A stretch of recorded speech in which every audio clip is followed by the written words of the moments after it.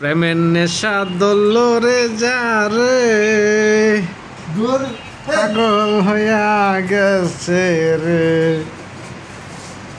এই ছেলেটা রে প্রেমের জিনে দোষে দেখুন গীতা করতেছে।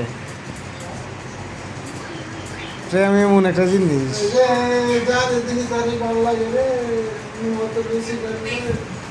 কি তারে